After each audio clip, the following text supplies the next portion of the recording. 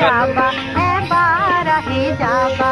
সহজ সৰল গাঁৱৰ জীৱনখন তেকৈ চাবা সহজ সৰল গাঁৱৰ জীৱনখন তেকৈ চাবা এবাৰ আহি যাবা এবাৰ আহি যাবা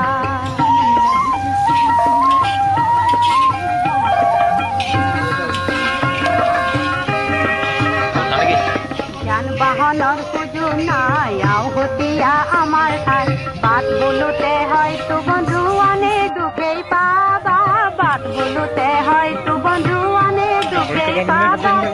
অনাহাৰে দিন কটাও তাত গধূলিও